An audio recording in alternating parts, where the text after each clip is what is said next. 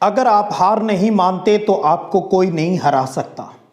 उठो चलो आगे बढ़ो, मन की आवाज सुनो, खुद के सपने साकार करो, अपना भी कुछ नाम करो। इतिहास के पन्नों में अपना नाम दर्ज करो, सपनों में उड़ान भरो, सपनों में उड़ान भरो। स्वागत है आप सब बच्चों का।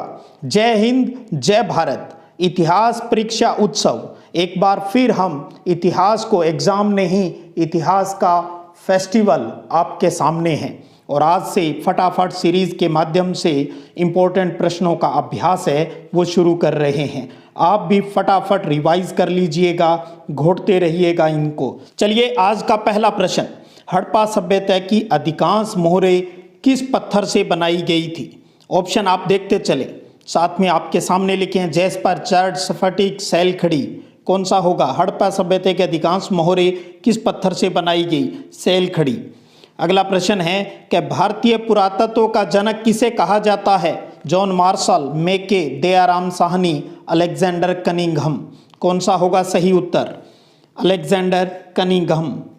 अगला प्रश्न, निम्न में से किस स्थान से जुते हुए खेत के साक्ष्य मिले हैं? बनावली, राखी गड्डी, कालीबंगा या धोलावीरा। जूते हुए खेत के साक्ष्य कहाँ मिले हैं भाई? कालीबंगा। कालीबंगा कहाँ है? हनुमानगढ़ डिस्ट्रिक्ट के अंदर। अगला प्रश्न देखिएगा चौथा, हड़प्पा सभ्यता का सबसे अनूठा पहलू क्या था? गांवों का विकास, शहरी केंद्रों का विकास, लोहे का प्रयोग या इनमें से कोई नहीं। क्या होगा इसका सही उत्तर? हड़प्पा सभ्यता का सबसे अनूठा पहलू शहरी केंद्रों का विकास। अगला प्रश्न देखिए, मोहनजोदड़ो नामक स्थल कौन सी नदी के तट पर स्थित था? रावी नदी, सतलज नदी, सिंधु नदी या चिनाब नदी। कौन सा है प्रश्न का सही उत्तर? मोहनजोदड़ो नामक स्थान कौन सी नदी के तट पर? सतलज नदी के तट पर, सतलज नदी के तट पर। अगला प्रश्न, राजस्थान के खेतड़ी अंचल से हड़प्पा सभ्यता के लोग क्या मंगाते थे? अब जानिए खेतड़ी किसके लिए प्रसिद्ध है? सोना, तांबा, चांदी या लोहा। क्या होगा सही आंसर? तांबा, बिल्कुल सही। तांबा, खेतड़ी सिंघाना तांबे के लिए प्रसिद्ध है। सातवां प्रश्न, निम्न में से किस विद्वान ने अर्ली इंडस सिविलाइजेशन 1948 लिखी? बहुत अच्छा प्रश्न है। इस किताब का नाम भी आप याद रखिए, जॉन मार्शल, कनिंघम, मेके या इनमें से कोई नहीं। सही उत्तर है अर्नेस्ट मेके, अर्नेस्ट मेके। अगला प्रश्न देखिएगा आठवां, निम्न में से कौन सा स्थान लाजवर्द मणि का अच्छा स्रोत था? नागेश्वर, सोरतघई, बालाकोट या लोथल। क्या होगा सही आंसर? फटाफट सीरीज चल रही है। सोरतघई, वह ऑप्शन इसका बिल्कुल सही रहेगा। अपना मिशन चल रहा है अब की बार 90 पार, जब तक तोड़ेंगे नहीं तब तक छोड़ेंगे नहीं, क्योंकि हम हर सब्जेक्ट का जो फेस्टिवल है वो मना रहे हैं, इंजॉय कर रहे हैं। अगला प्रश्न, बालाकोट तथा नागेश्वर किस वस्तु के निर्माण के लिए प्रसिद्ध है? अस्त्र शस्त्र, जहाज, शंख की वस्तुएं या मृद भांड। कौन सा होगा इस प्रश्न का सही जवाब? वो है शंख की वस्तुएं, शंख की वस्तुएं। अगला प्रश्न, निम्न में से किस स्थान से तांबे की वस्तुओं की असाधारण संपदा मिली थी? तांबे की वस्तुएं कहाँ से मिली थी? मेसोपोटामिया, खेतड़ी, भड़ोच या इनमें से कोई नहीं। और वो है सही उत्तर खेतड़ी। पहले भी प्रश्न आ गया, तांबा आ जाए तो सीधा सा उत्तर खेतड़ी। अगला प्रश्न देखिएगा, सुदूर देश ओमान कहाँ पर स्थित था? मेसोपोटामिया में, अरब प्रायद्वीप के दक्षिणी पश्चिमी छोर पर, बहरीन द्वीप में या इनमें से कोई नहीं। कौन सा सही उत्तर होगा? सुदूर देश ओमान, अरब प्रायद्वीप के दक्षिणी पश्चिमी छोर के ऊपर। अगला प्रश्न देखिएगा 12वां, उत्तर हड़प्पा सभ्यता जो संस्कृति है उसे निम्न में से किस प्रकार की जीवन शैली के साक्ष्य प्राप्त हुए हैं? उत्तर हड़प्पा संस्कृति की बात हो रही है। किस प्रकार की जीवन शैली के साक्ष्य प्राप्त हुए हैं? शहरी जीवन शैली, ग्रामीण जीवन शैली, उपरोक्त दोनों या इनमें से कोई नहीं। तो वो है ग्रामीण जीवन शैली।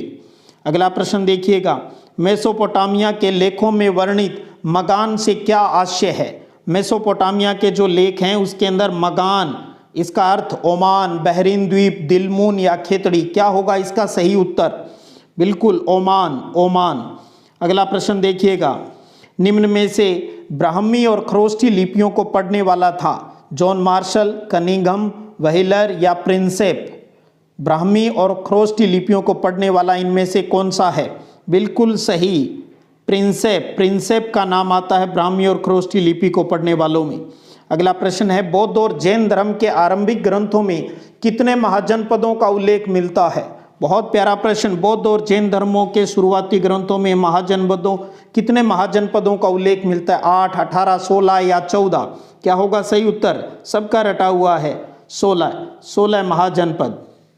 अगला प्रश्न देखिएगा 16वां, अशोक के अधिकांश अभिलेख किस भाषा में हैं? अधिकांश अभिलेख संस्कृत, पाली, हिंदी या प्राकृत? बिल्कुल सटीक जवाब, प्राकृत। अधिकांश अभिलेख है वो प्राकृत भाषा के अंदर। अर्थशास्त्र का रचयिता कौन है? अर्थशास्त्र पुस्तक है वो किसने लिखी? बाणभट्ट, चाणक्य, कलहण या मेगस्थनीज? किसकी है? बिल्कुल सही, चाणक्य, जिसे कौटिल्य भी कहा जाता है, चाणक्य। राजनीति से संबंधित बुक। अगला प्रश्न देखिएगा, चंद्रगुप्त मौर्य ने किसकी सहायता से मौर्य साम्राज्य की स्थापना की? चंद्रगुप्त मौर्य राजा बना, किसकी हेल्प से बना ये बताना है। चाणक्य, सेल्यूकस, धनानंद या मेगस्थनीज? क्या होगा सही उत्तर? बिल्कुल सही, चाणक्य। अगला प्रश्न देखिएगा 19वां, इंडिका की रचना किसने की? बहुत प्यारा प्रश्न। इंडिका पुस्तक है वो किसने लिखी? चाणक्य, कर्टियस, मेगस्थनीज या प्लूटार्क? बिल्कुल सही जवाब, मेगस्थनीज ने लिखी इंडिका। अच्छे से इन किताबों के राइटर हैं वो ध्यान में रखिएगा। अशोक ने धम्म के प्रचार के लिए किस अधिकारी की नियुक्ति की थी? धम्म के प्रचार वाले अधिकारी को क्या कहते थे? धर्माध्यक्ष, दानाध्यक्ष, सैन्य महामात या धर्म महामात? क्या होगा सही आंसर? वो है ऑप्शन द, कौन सा? धर्म महामात। अगला प्रश्न देखिएगा, कौन से शासक अपने नाम के आगे देवपुत्र की उपाधि लगाते थे? मौर्य शासक, शुंग शासक, सातवाहन शासक या कुषाण शासक? देवपुत्र की उपाधि की बात आ रही है। देवपुत्र की उपाधि लगाते थे कुषाण शासक। अगला प्रश्न, प्रयाग प्रशस्ति की रचना किसने की? प्रयाग प्रशस्ति किसने लिखी भी? हरिसेन, बाणभट्ट, कालिदास या कलहण? क्या होगा सही उत्तर? हरिसेन। प्रयाग प्रशस्ति किसने रची है? हरिसेन ने। अगला प्रश्न देखिएगा, 16 महाजनपदों में सबसे शक्तिशाली महाजनपद कौन सा था? काशी, कौशल, कुरु या मगध? क्या होगा इसका सही उत्तर? 16 महाजनपदों में सबसे शक्तिशाली हर किसी के दिमाग में है और वो है मगध है वो सबसे शक्तिशाली महाजनपद था। अगला 24वां प्रश्न, मौर्य शासकों की राजधानी पाटलिपुत्र का वर्तमान नाम क्या है? कितना प्यारा और सिंपल सा प्रश्न है। मौर्य शासकों की राजधानी रही पाटलिपुत्र, वर्तमान में इसका नाम क्या है? ऑप्शन आपके सामने लिखे हुए हैं और सही उत्तर है पटना ही पहले पाटलिपुत्र के नाम से जाना जाता था। चलिए अगला प्रश्न आपके सामने 25वां, फटाफट आप अच्छे से रिवाइज कर ले। ध्यान रखिएगा सही उत्तर आपके याद है या नहीं है, किसी प्रकार के टेंशन लेने की आवश्यकता नहीं है, क्योंकि जिसका उत्तर आपको याद नहीं है तो अब याद हो जाएगा। बस आप ध्यान रखिए, है या नहीं वो टाइम अब नहीं है इसके बारे में सोचने का। जिसका याद नहीं है उसको अब दिमाग में सेट करते जाएं। भारत में सोने के सिक्के सबसे पहले प्रथम शताब्दी ईस्वी और किस वंश के राजाओं ने जारी किए? गुप्त वंश, मौर्य वंश, कुषाण या वर्धन? क्या होगा सही आंसर? बिल्कुल सही, कुषाण वंश का नाम आता है इसके अंदर। अगला प्रश्न, लगभग दूसरी शताब्दी ईस्वी में सुदर्शन झील का जीर्णोद्वार है वो किस शक राजा ने करवाया था? चंद्रगुप्त मौर्य, चंद्रगुप्त द्वितीय, रुद्रदामन या कुमारगुप्त? क्या होगा इसका सही आंसर? सही आंसर है रुद्रदामन। अगला प्रश्न देखिएगा, अशोक के अधिकांश अभिलेखों और सिक्कों पर उनका क्या नाम लिखा है? अशोक के अधिकांश जो अभिलेख या सिक्के हैं उन पर उनका क्या नाम लिखा है? अशोक, प्रियदर्शी, चक्रवर्ती सम्राट या महान शासक? क्या होगा सही आंसर? और वो है प्रियदर्शी। ब ऑप्शन इसका सही रहेगा।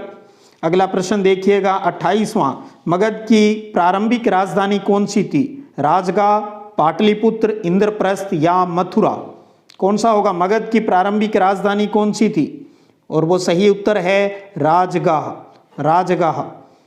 अगला प्रश्न देखिएगा 29वां, चौथी शताब्दी ईसा पूर्व में किसे मगध की राजधानी बनाया गया? मथुरा, राजगाह, पाटलिपुत्र या मिथिला? चौथी शताब्दी ईसा पूर्व में मगध की राजधानी किसे बनाया गया? प्रश्न समझते हुए आगे बढ़ते रहें। सही उत्तर है पाटलिपुत्र। पाटलिपुत्र जो कि अब पटना के नाम से जाना जाता है। अगला प्रश्न है प्रभावती कौन थी? प्रभावती कौन थी? समुद्रगुप्त की पुत्री, चंद्रगुप्त मौर्य की पुत्री, चंद्रगुप्त द्वितीय की पुत्री या हर्षवर्धन की पुत्री? अच्छा प्रश्न है, सिंपल सा, और वो है चंद्रगुप्त द्वितीय की पुत्री। चंद्रगुप्त द्वितीय की पुत्री थी प्रभावती। 31वां, हर्षचरित्र की रचना किसने की थी? बाणभट्ट ने, चाणक्य ने, हरिशेन ने या कालिदास ने? हर्षचरित्र की रचना किसने की भी? बाणभट्ट, चाणक्य, हरिशेन, कालिदास? बिल्कुल सही, बाणभट्ट ने। हर्षचरित्र की रचना किसने की? बाणभट्ट। किताबों वाले नाम थोड़ा सा ध्यान से रिवाइज कीजिएगा। अगला प्रश्न, सोने के सबसे भव्य सिक्के प्रचुर मात्रा में किन सम्राटों ने जारी किए? गुप्त सम्राटों ने, मौर्य सम्राटों ने, कुषाण सम्राटों ने या इनमें से कोई नहीं? सोने के सबसे भव्य जो सिक्के हैं वो किसने जारी किए? गुप्त सम्राटों ने। गुप्त सम्राटों ने सोने के सिक्के चलाए। अगला प्रश्न, पाली भाषा में गहपति का प्रयोग किसके लिए किया जाता था? गहपति का प्रयोग किसके लिए किया जाता था? छोटे किसानों के लिए, जमींदारों के लिए, दोनों के लिए या इनमें से कोई नहीं? तो ध्यान रखिएगा, पाली भाषा में गहपति का प्रयोग स ऑप्शन सही है, उपयुक्त दोनों, यानी छोटे किसानों के लिए और जमींदारों के लिए, दोनों के लिए प्रयुक्त किया जाता था। अगला प्रश्न है अग्रहार का क्या अर्थ है? बहुत प्यारा प्रश्न। अग्रहार का क्या अर्थ है? अग्रहार का अर्थ ब्राह्मणों को दिया गया भूमिदान, एक प्रकार का कर, लूट का भाग या इनमें से कोई नहीं? कौन सा होगा सही उत्तर? ऑप्शन 1, ब्राह्मणों को दिया गया भूमिदान है वो अग्रहार कहलाता था। अगला प्रश्न है वेलालर शब्द का प्रयोग किसके लिए किया गया है? वेलालर शब्द बड़े जमींदार, दास, राजा या कृषक, किसके लिए किया गया? सही उत्तर बताइए, और वो है बड़े जमींदार। वेलालर शब्द का प्रयोग किसके लिए किया गया? बड़े जमींदार के लिए। अगला प्रश्न देखिएगा, 36वां प्रश्न, आरंभिक तमिल संगम साहित्य में दासों को क्या कहा गया है? आरंभिक तमिल संगम साहित्य में दासों को क्या कहा गया? वेलालर, उल्लर, अणिमेई या हलवाहा? कौन सा सही उत्तर है? और वो है अणिमेई। अणिमेई, बहुत प्यारा प्रश्न। अगला प्रश्न देखिएगा, तमिल भाषा में मस्थुवन किसके लिए कहा गया है? तमिल भाषा में मस्थुवन किसके लिए कहा गया है? किसानों को, बड़े धनी व्यापारियों को, मजदूरों को या शासकों को? सही उत्तर है इसका बड़े धनी व्यापारियों को। बड़े धनी व्यापारियों को मस्थुवन है वो कहा गया। अगला प्रश्न देखिएगा, 38वां, प्राकृत भाषा में व्यापारी को क्या कहा गया है? सतवाह, सेठी, उपरोक्त दोनों या मस्थुवन? 38वां प्रश्न आपके सामने, प्राकृत भाषा में व्यापारी को क्या कहा गया है? ध्यान रखिएगा, सतवाह और सेठी दोनों कहेंगे गए हैं, इसलिए उत्तर क्या हो गया? उपयुक्त दोनों। प्राकृत भाषा में व्यापारी को सतवाह या सेठी कहा गया है। अगला प्रश्न है, रोमन साम्राज्य में किन वस्तुओं की भारी मांग थी? काली मिर्च की, मसालों की, कपड़ों की या सभी की?